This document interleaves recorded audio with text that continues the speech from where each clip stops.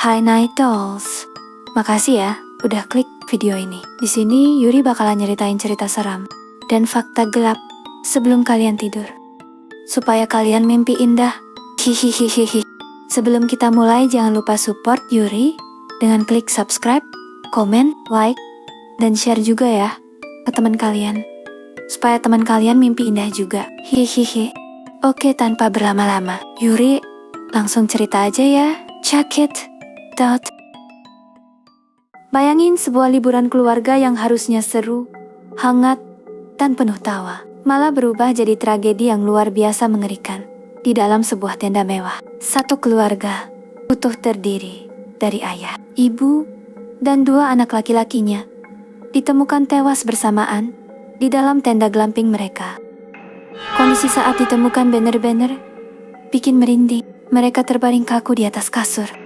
Sebagian mulutnya mengeluarkan busa, telapak tangannya mengepal, dan ada beberapa dari mereka yang posisinya saling menggenggam tangan. Sama sekali gak ada tanda kekerasan, gak ada jejak perlawanan, dan tendanya pun masih rapi banget. Apa yang sebenarnya terjadi di dalam tenda itu sampai menewaskan satu keluarga tanpa suara? Mari kita runtut kejadiannya dari awal. Semua ini bermula dari satu keluarga asal Desa Panjang, Kecamatan Ambarawa, Kabupaten Semarang. Keluarga ini dipimpin oleh sang ayah, Muhammad Ali Munawar, yang berusia 52 tahun, dan ibunya, Magfirah, berusia 43 tahun. Mereka membawa kedua anak lelaki mereka, si sulung yang sudah beranjak dewasa, Bagas Amar, Hakiki usia 21 tahun, dan si bungsu yang masih remaja, Alvino Evan, Hakim usia 16 tahun.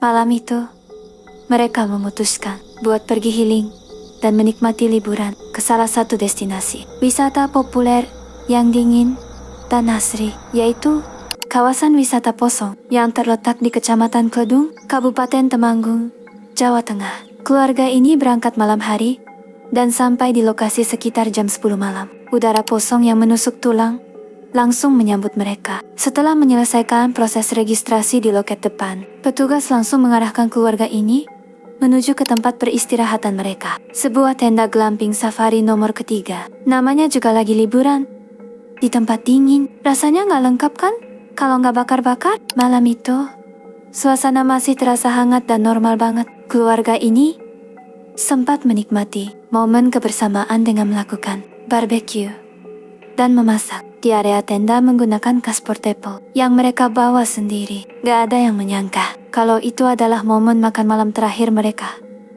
di dunia. Misteri mulai terungkap keesokan harinya. Pagi harinya, sekitar jam 9 pagi, petugas glamping datang ke tenda nomor 3 dengan niat baik untuk mengantarkan sarapan. Petugas mengetuk pintu tenda dan memanggil, tapi sama sekali gak ada respons dari dalam. Petugas mikir, mungkin kecapekan dan masih tidur pulas karena udaranya dingin banget.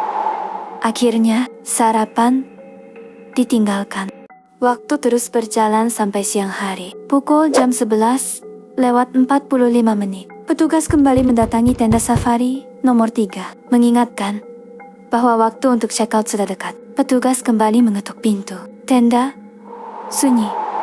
Tetap gak ada jawaban sama sekali dari dalam. Petugas mulai merasa ada yang agak aneh, tapi mereka masih mencoba berprasangka baik. Sampai akhirnya, hari sudah sore. Pukul 3 sore, lewat 45 menit. Kecurigaan petugas sudah gak terbendung lagi. Udah lewat jam check out lama. Tapi, penghuni tenda gak ada pergerakan sama sekali. Karena cemas terjadi sesuatu, petugas akhirnya memutuskan untuk membuka paksa pintu tenda tersebut. Dan begitu pintu terbuka, petugas langsung syok melihat pemandangan di dalamnya. Keempat anggota keluarga tersebut ditemukan sudah meninggal dunia. Tubuh mereka semua sudah dalam kondisi kaku. Polisi yang mendapat laporan langsung bergerak cepat, mengamankan tempat kejadian perkara dan melakukan pemeriksaan. Disinilah detail-detail aneh mulai ditemukan. Secara kasat mata, kondisi di dalam tenda itu benar-benar rapi. Gak ada barang-barang yang berantakan,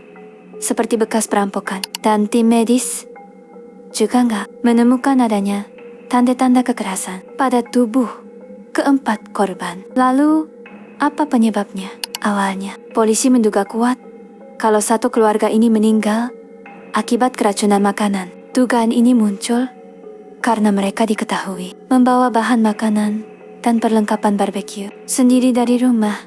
Tapi, ada satu kejanggalan. Biasanya, pada kasus keracunan makanan, korban akan menunjukkan gejala muntah-muntah. Sementara di tempat kejadian perkara, polisi sama sekali tidak menemukan adanya muntahan. Setelah melakukan pemeriksaan tempat kejadian perkara yang lebih mendalam, arah penyelidikan polisi langsung berubah total. Ini bukan soal makanan yang basi atau beracun, melainkan karena kesalahan fatal yang tidak mereka sadari. Dugaan kuat langsung mengarah pada keracunan gas. Sumber gas mematikan itu diduga berasal dari sisa gas portabel dan kepulan asap barbeque yang terperangkap di dalam tenda. Jadi skenarionya begini. Setelah mereka selesai masak dan makan barbeque, keluarga ini diduga langsung tidur dalam kondisi pintu tenda tertutup rapat tanpa celah karena cuaca di luar sangat dingin.